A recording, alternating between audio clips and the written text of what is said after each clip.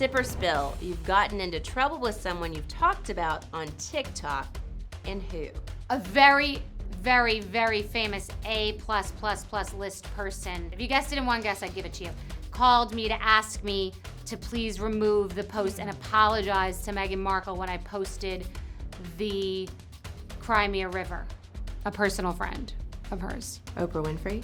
Nope. I would have given it to you though. Tyler It wasn't Perry. her. You get one guess. I would have given it to you. And you apologized. No, I didn't take it down, but said you need to take that down. Like you need to delete that post. And I said no. That post came just hours ahead of Meghan's sit-down with Oprah in 2021. But after Bethenny watched the interview, she wrote, "Emotional distress and racism must feel suffocating and powerless. I'm sorry if it hurt or offended you." But her thoughts on the famous couple didn't stop there. Be a housewife, lean in, be infamous, because it's not going that great. Yes. More or less have said that she would be the perfect fit for a housewife.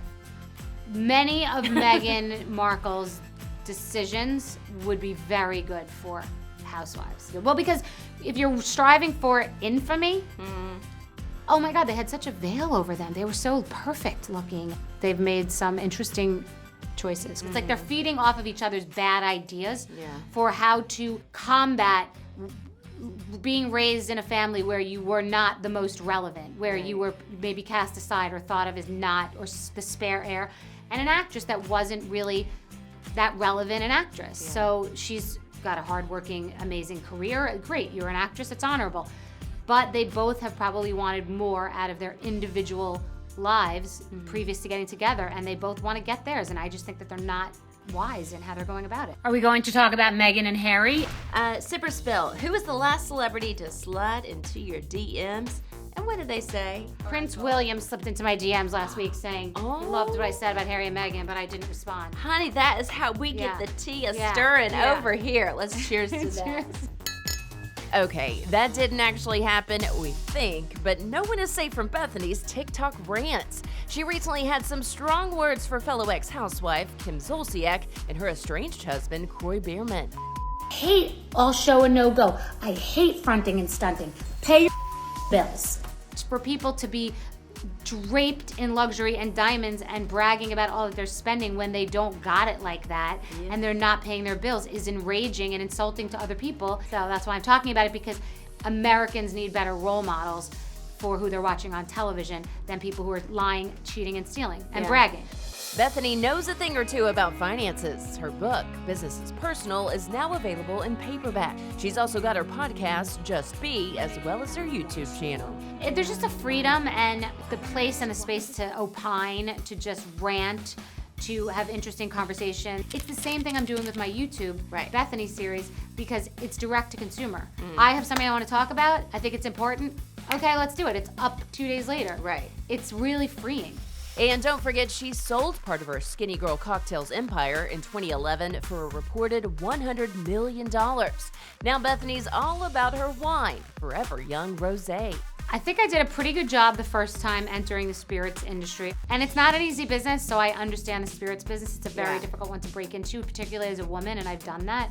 I have good relationships, I have a good reputation, and I think we're gonna nail it.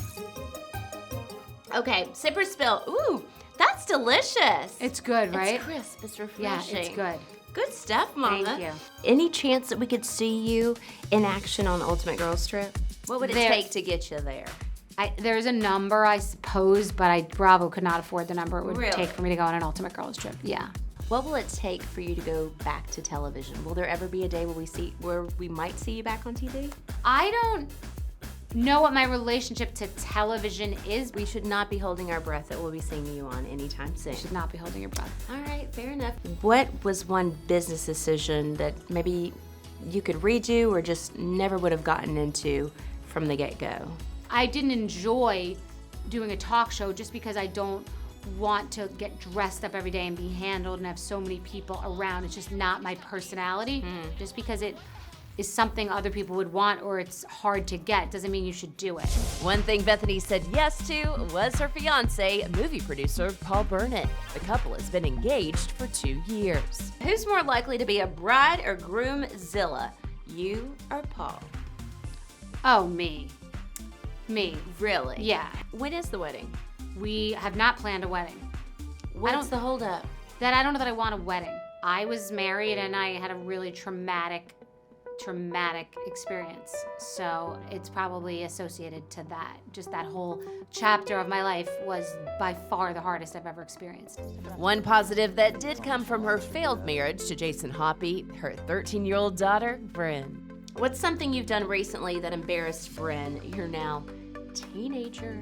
I went to her school and she was in band. Then a boy who was in a grade higher walked by and he was very good at his instrument. And I said, "You did a great job." And she's like, "Oh my God, no. Like, this was serious. This wasn't even joking." She's like, "No, Mom, do not do that." I'm like, "What do you mean? What do you mean? I was just complimenting someone."